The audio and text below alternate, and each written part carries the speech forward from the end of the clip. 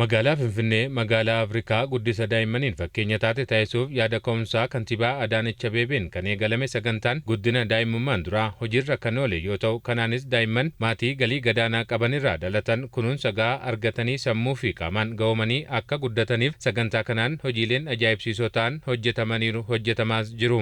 Guyyaa daa'imman Afrikaa yeroo 34ffaaf akka Itoophiyaatti kabajamu sababeeffachuun torbee feestivaala sagantaa daa'imummaan duraa eegalame irratti ergaa kan dabarsan kantiibaan magaalaa Finfinnee Aadde Adaanech Abeebee dhaloota bor biyya itti kenninu horachuuf malli taphaan barsiisuu egeree isaaniif bu'uura kaa'uudha jedhan. የሕፃንነት ዕድሜ የህይወት መሰረት ነው። Umriin daa'imummaa jireenya boriif bu'uuradha. Daa'imman irratti har'a hojii gaarii yoo hojjenne bor kanneen biyya bulchan abbootii qabeenyaa fi biyya jijjiiruu danda'an horachuu ni dandeenya. Har'a akkaataa umriin keessan madaaluun taphachaa akka barattaniif hojjechaa jirra.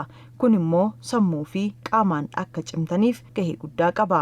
Iddoowwan hojjetaman bakkeewwan taphaa qofaa miti, barnoota guddaa kan of keessaa qabanidha. Kanaaf sirnaan itti fayyadamaa maatiinis daa'imman akka barataniif carraa mijeessaa fi daa'imman yeroo kennuun guddinni daa'immanii guutuu akka ta'uuf qindoominaan haa hojjennu. Iddoowwan daa'imman taphatan naannawaa garaagaraa fi manneen barnootaa keessatti ijaaraman baajata bulchiinsa magaalichaa fi hirmaannaa uummataan kan hojjetaman ta'uu kantiibaa Adaanech kaasanii hanga ammaatti iddoowwan taphaaf oolan 2,000 ol ijaaramuu ibsaniiru.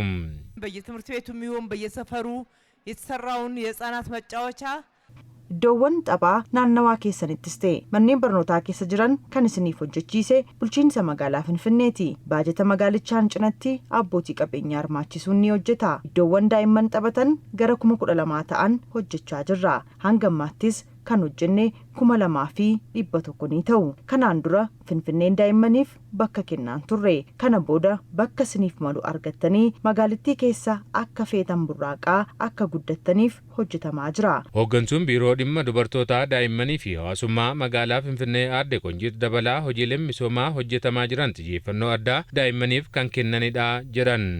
ዘንድሮ የአፍሪካ ሕፃናት ቀንን ስናከብር በተለይ በከተማችን ላይ በኮሪደር ልማትም እንደዚሁም በተለያዩ ፕሮጀክቶች Guyyaa daa'imman Afrikaa bara kana yeroo kabajnu wanti adda taasisu hojiilee misoomaa koriidaris ta'ee piroojeektoonni hojjetaman daa'immaniif haala mijataa kan uumanidha. Sagantaa daa'imummaa duraarraa eegalee mala taphaan barsiisuuf hojiileen hedduun raawwatamaniiru. Kun immoo guyyicha adda taasisa. Sagantaa nyaata manneen barnootaarraa kaasee iddoowwan taphaa hojjetamaniin kan gammadan ta'uu kan himan daa'imman abdii biyyaa qixaan baratanii biyya isaanii dhaloota ittaanutti kan ceesisan ta'uu himaniiru.